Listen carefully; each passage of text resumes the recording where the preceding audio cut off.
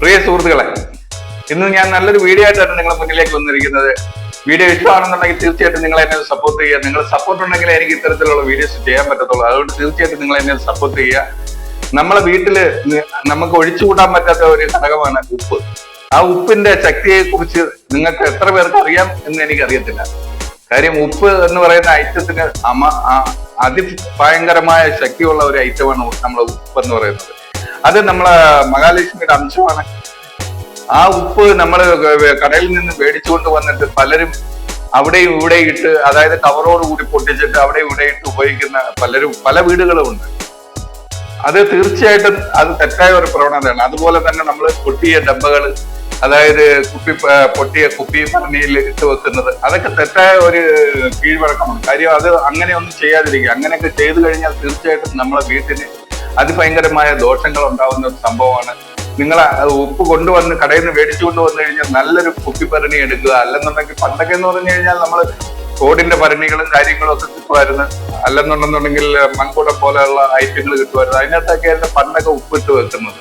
ഇപ്പോഴെന്ന് പറഞ്ഞാൽ അങ്ങനെയൊക്കെയുള്ള ഐറ്റങ്ങൾ കിട്ടാൻ പ്രയാസമായിട്ട് പലരും കുപ്പിഭരണികളാണ് ഉപയോഗിക്കുന്നത്, അല്ലെങ്കിൽ പ്ലാസ്റ്റിക് ഡബ്ബകളാണ് ഉപയോഗിക്കുന്നത്. അത് മാക്സിമം നമ്മൾ നല്ല രീതിയിൽ നല്ല വൃത്തിയുള്ള ഭരണികൾ ഉപയോഗിക്കുക. കാര്യം പൊട്ടലോ അങ്ങനെയുള്ള ഐറ്റങ്ങളൊന്നും, പൊട്ടലും കാര്യങ്ങളും ഒന്നും വീഴാത്ത ഭരണികളും പ്ലാസ്റ്റിക് ഡബ്ബകളും ഉപയോഗിക്കുക. ഇത് ചിലർ മേടിക്കുന്നിട്ട് ചിലപ്പം ഈ പ്ലാസ്റ്റിക് ഡബ്ബയ്ക്കകത്ത് ഈ പ്ലാസ്റ്റിക് കവറോട് കൂടി തന്നെ ഇട്ട് വെച്ച് ഉപയോഗിക്കുന്നവരുണ്ട്.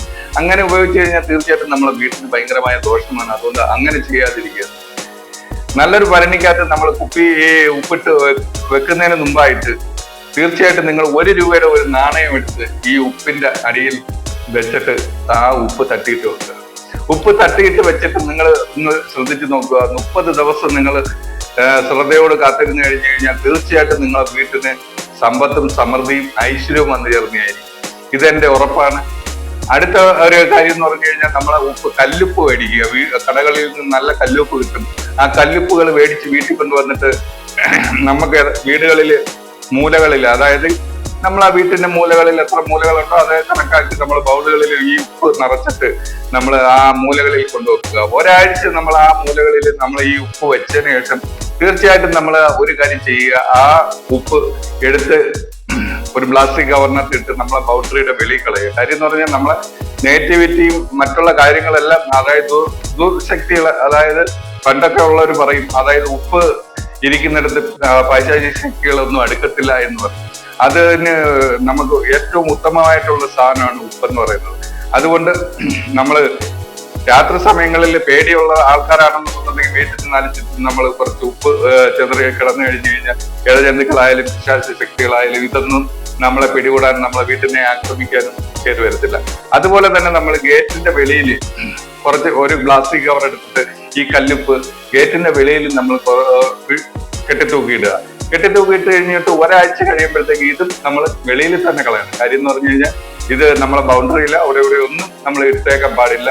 അങ്ങനെയൊക്കെ ഇട്ട് കഴിഞ്ഞാൽ തീർച്ചയായിട്ടും നമ്മളെ വീട്ടിന് നല്ല ഐശ്വര്യം ഉണ്ടാകും. അതായത് മറ്റുള്ളവർക്കുള്ള കണ്ണുദോഷങ്ങൾ കാര്യങ്ങൾ ഇതൊന്നും നമ്മളെ വീട്ടിനെ ബാധിക്കുന്നതായിരിക്കത്തില്ല.